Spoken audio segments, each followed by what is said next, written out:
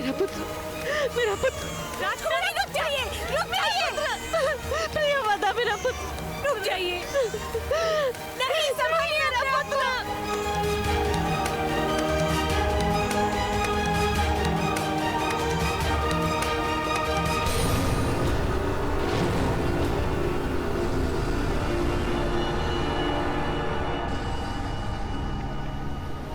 भगवान सूर्य नारायण मुझ पर बहुत क्रोधित है प्रियव्रता।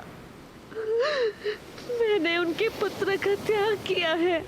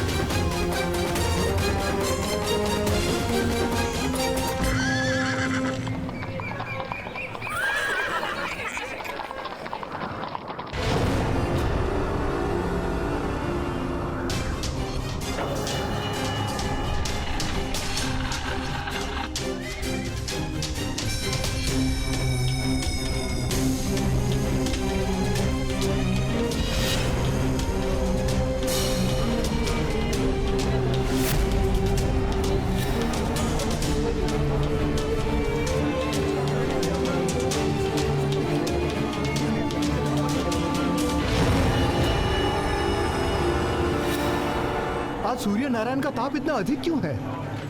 किस बात का क्रोध है उन्हें? अवश्य अवश्य कहीं भीषण पाप हो रहा है।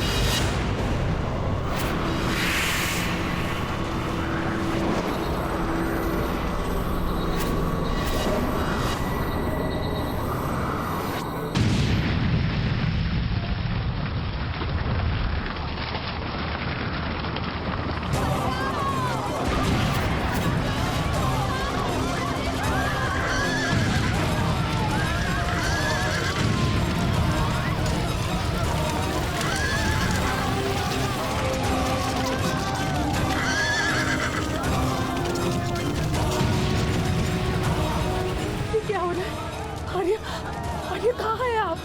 आर्य रक्षा कीजिए।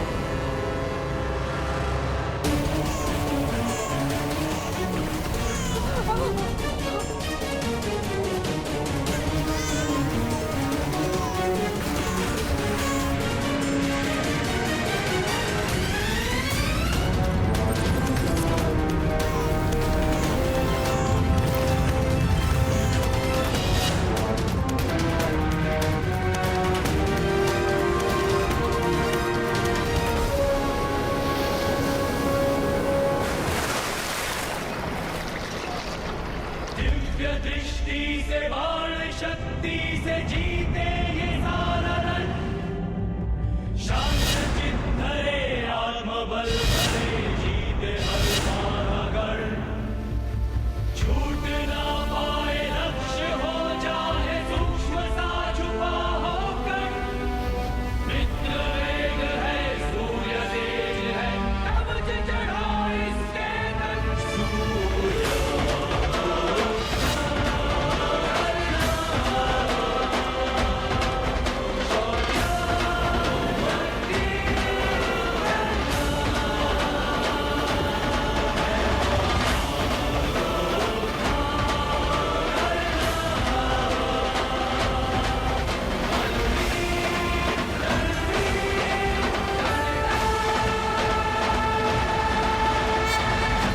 अरे राधा को क्या हुआ? लगता है इसे प्रसव पीड़ा हुई है। चलो इसे इसके घर के अंदर ले चलो। कोई अधिरथ को बुलाओ।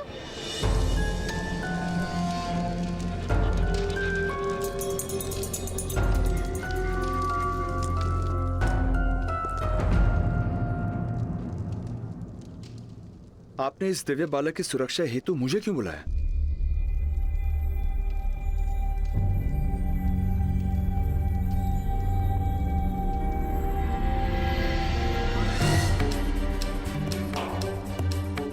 क्योंकि आप महाराज के साथ थे आदिरथ महोदय। महाराज की ओर आने वाला हर बाण सर्वप्रथम अपने वक्ष पर लेने का प्रण लिया है आपने।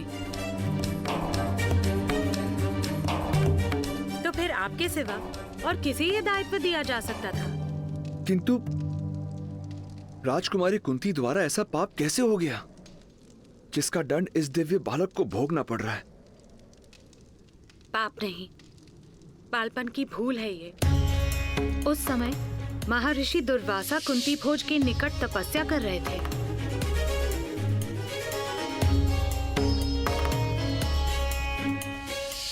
महाराज के आदेश पर राजकुमारी कुंती ने महर्षि की अथक सेवा की।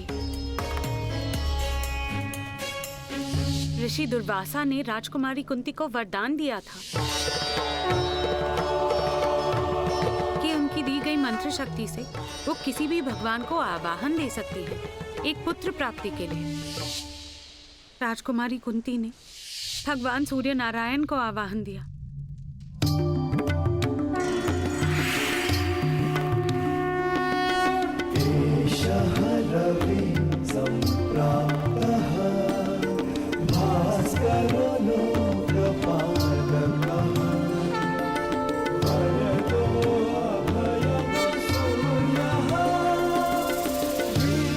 राजकुमारी ने भगवान से अपनी भूल की क्षमा भी मांगी थी, किंतु ऋषि मंत्र का अपमान नहीं हो सकता था। भगवान सूर्य नारायण मंत्रबद्ध थे राजकुमारी को अपना प्रसाद देने के लिए। भगवान ने राजकुमारी को आश्वासन दिया था कि वो सदैव अपने पुत्र की रक्षा करेंगे। यही कारण है कि इस बालक के पास दिव्य कवच तथा कुंडल है।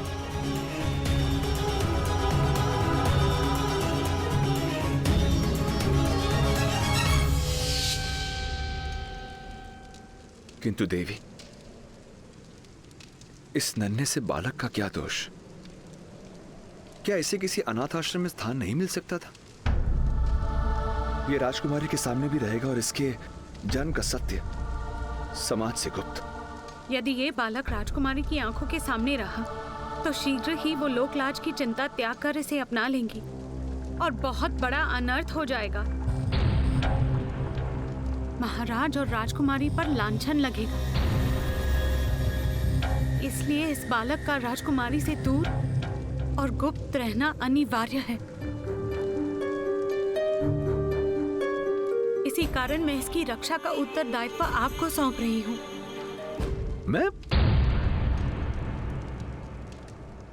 मैं किस प्रकार इस बालक की रक्षा कर पाऊंगा? अपने घर में इसे आसरा देकर, अपना पुत्र बनाकर। ये बालक दिव्य है, एक क्षत्रिय के घर में जन्मा है। मेरे जैसे नीची जाति के घर कैसे पलेगा? सुषेण महोदय, सूत के घर में ये सूत पुत्र बनकर पलेगा।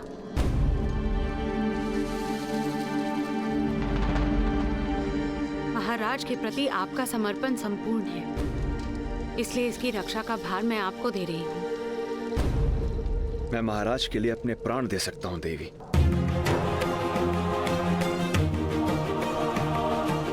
किंतु मुझे इसकी चिंता है। सत्य कभी छुपता नहीं देवी। सत्य बड़ी ही सरलता से छुप जाता है सुषेण महोदय, क्योंकि केवल थोड़ा सा असत्य मिलाने से सत्य भी असत्य हो जाता है।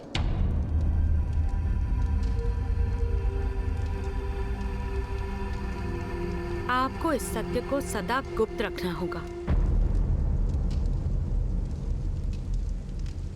किंतु देवी,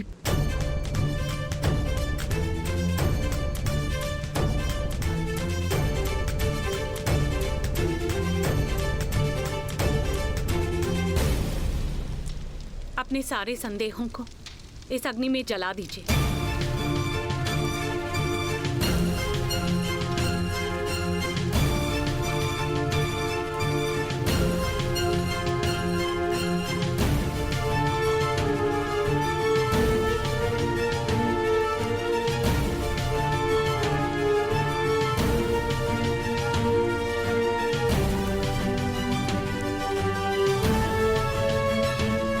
मैं प्रतिज्ञा लेता हूं, इस बालक के विषय में मैं अपने मुख से कभी किसी को कुछ नहीं कहूंगा, कुछ नहीं कहूंगा, कुछ नहीं कहूंगा, कुछ नहीं कहूंगा, कुछ नहीं।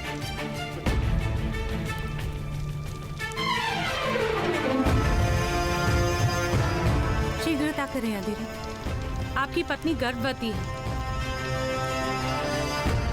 इससे पहले कि उससे संतान जन्मे, आप इस बालक को उस तक पहुंचा दीजिए।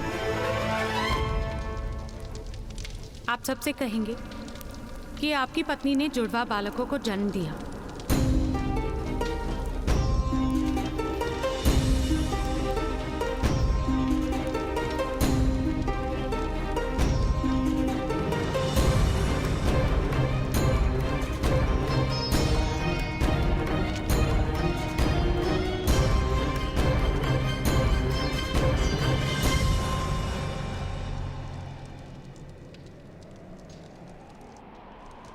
ये किस प्रकार होगा देवी? दिव्य है ये बालक, और ये समाज बलवान की दिव्यता को प्रणाम करता है, किंतु निर्बल की दिव्यता को अपराध मानकर दंड देता है। तो इसे अपने बल का परिचय देना होगा, सारे संसार को अपना परिचय पाना और अपना परिचय देना, यही इसका जीवन कार्य होगा।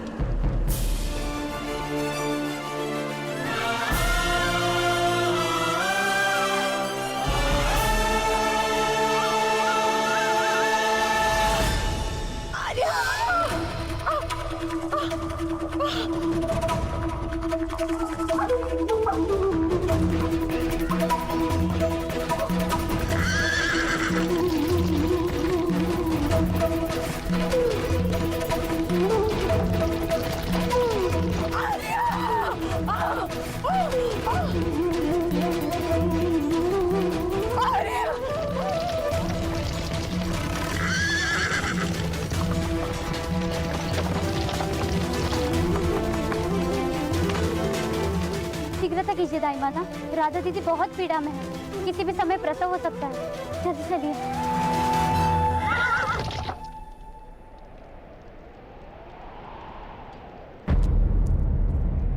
राधा को प्रसव पीड़ा कब से हो रही है? जब से भगवान सूर्य नारायण का ताप बढ़ा था।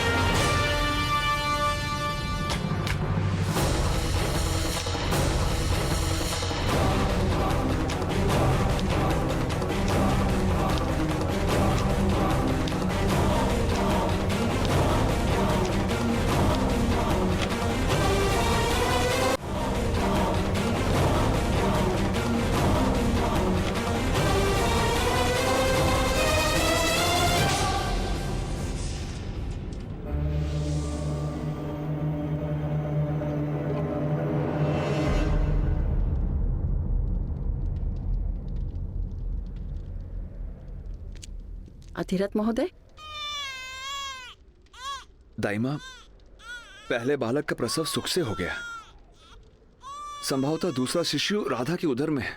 जन्म नहीं हो रहा है।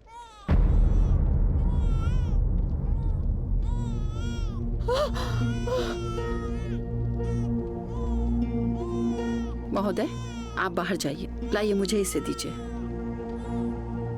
आप सभी शीघ्र चलिए।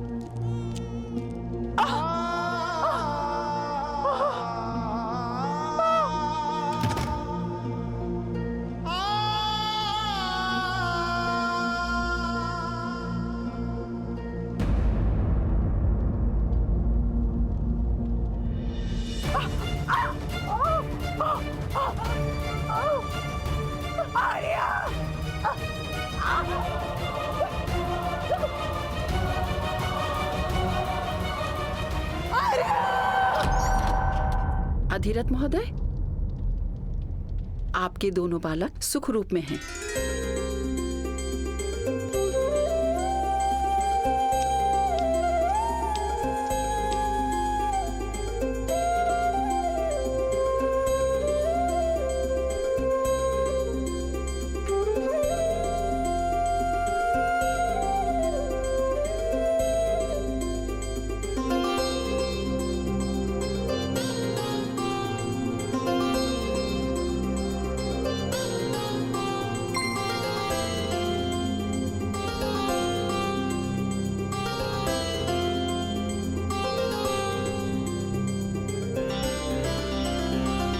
भाग्यवान है हम राधा। भगवान ने हमें 2 पुत्रों का वरदान दिया है। अपने पुत्रों को नाम दीजिए अधिरथ महोदय। जी।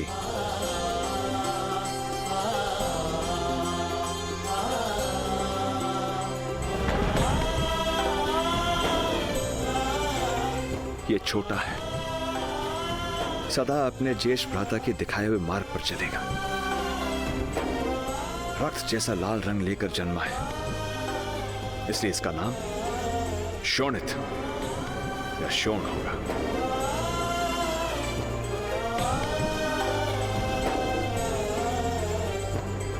और मेरा ज्येष्ठ पुत्र, इसे क्या नाम देंगे आर्य?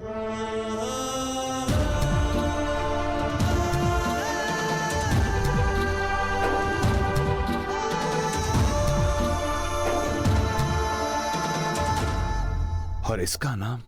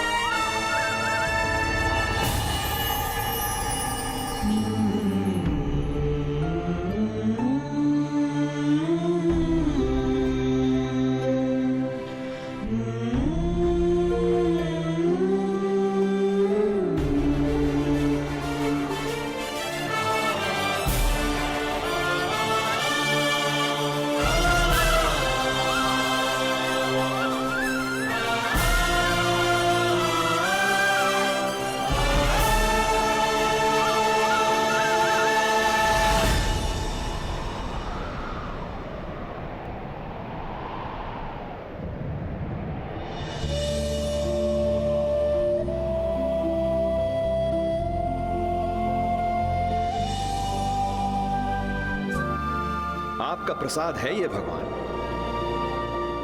आपका अंश है। आपका प्रकाश इसका कवच होगा और आपका तेज इसका परिचय बनेगा। इसका परिचय बनेगा। इसका परिचय बनेगा। इसका परिचय बनेगा। ताप बनेगा इसका सामर्थ्य।